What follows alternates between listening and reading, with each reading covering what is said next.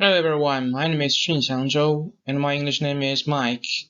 I'm an international high school student in China. I'm honored to be invited to the meeting.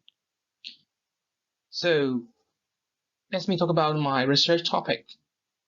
My research topic is how does the coronavirus pandemic affect China's international trade practice? So what exactly does the research talk about? My research aims to explore the impact of the epidemic on China's import and export, volumes and structure. The overall goal is helping to sum up the lure, avoid the causing bigger economic losses. And all the data comes from the World Bank web.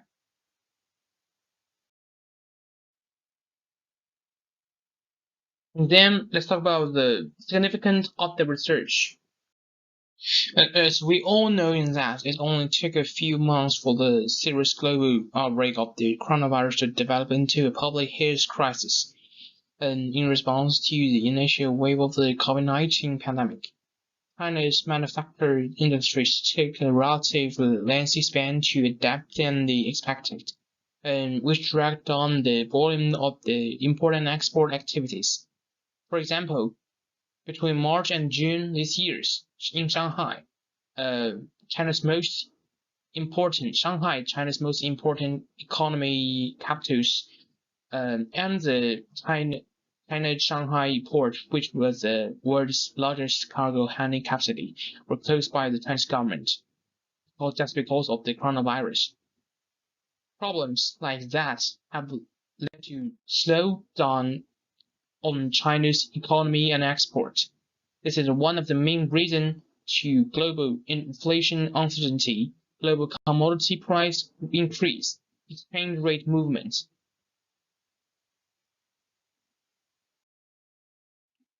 There are three main challenges for China.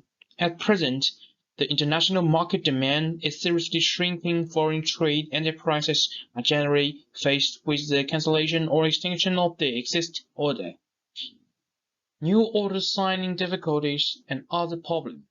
It faces a two-way pressure from demand side and supply side. Labor-intensive products will be significantly affected in the short term, but exports of the masks, protective clothing, and other anti-epidemic materials have grown rapidly. Affected by the spread of the pandemic, large areas of the production in major economies have been shut down, and the upstream supply chain of Chinese enterprises have been hindered.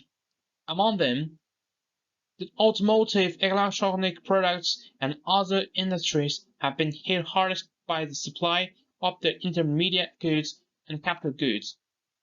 In some important raw materials, equipment, and parts have encountered difficulties in supply, and prices have continued to rise. On the other hand, with the continued impact of the epidemic, foreign trade enterprises are also facing a decline in demand from the overseas enterprise. And the WTO conservatively estimates that the goods need to be shipped from the factories or farms. Sending it across the border increase the cost of the trade by 25%.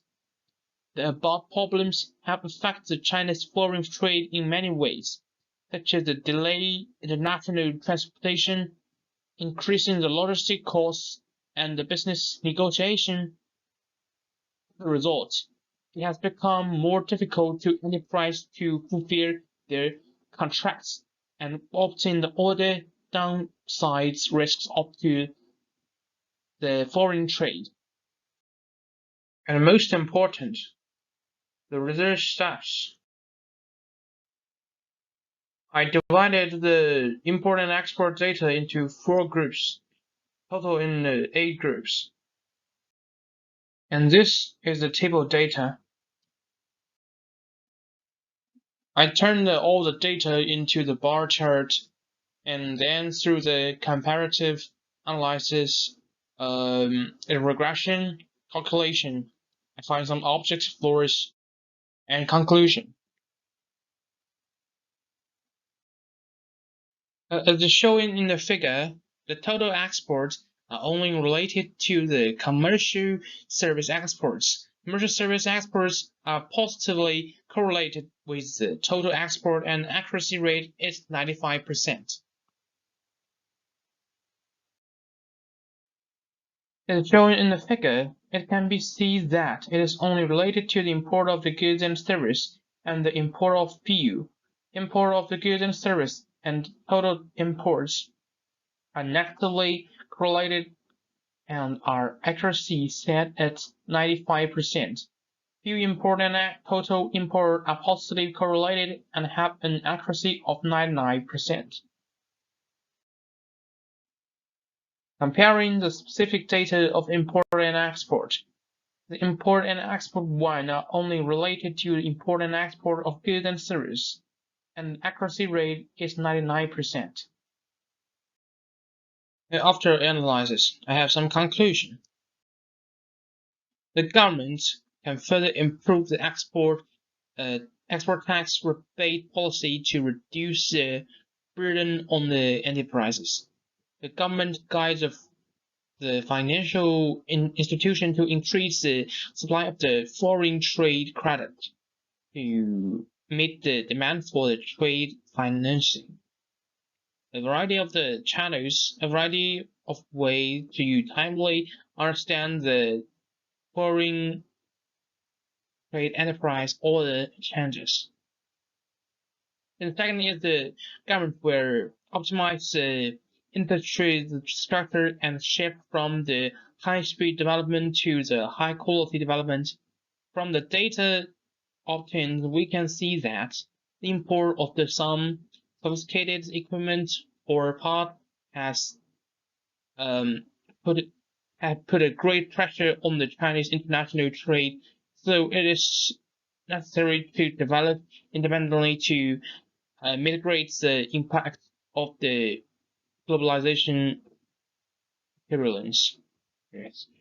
And third is strengthen international cooperation to epidemic prevention and control jointly promotes the smooth flow of the international industry, supply and the logistics chains, and work with other countries to ensure the stability and security of the global supply chain, so as to contribute to the stability of the global economy and trade. If there are 10 or more cases of the COVID-19, the government may choose to lock down an entire block, strict and other areas and isolation. Anyone who has been in contact with the patient in the past 7 days will be sent to an isolation center.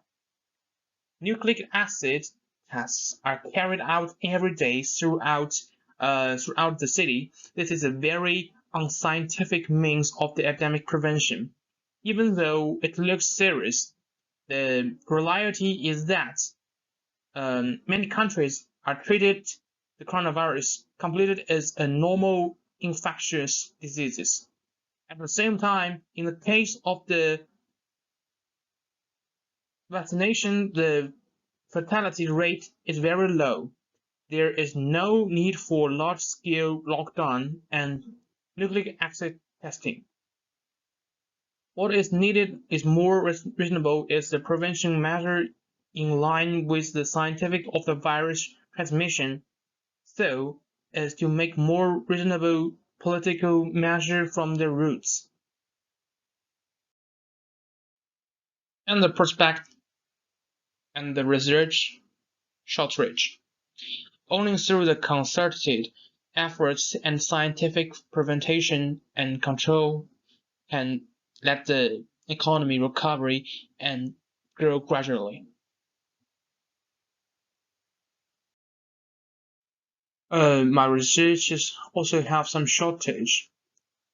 The first one is although this paper adds the commodity classification data of foreign trade and economic background factors such as the development of the China's manufacturing industry to the empirical evidence, it still failed to make a more detailed, in-depth analysis of the general backgrounds of China's economy under the new coronavirus, and cannot comprehensively show the rapid response to the efficient handling of China under the complex backgrounds when facing the major public emergence, and there is room for further improvement in the control of some factor.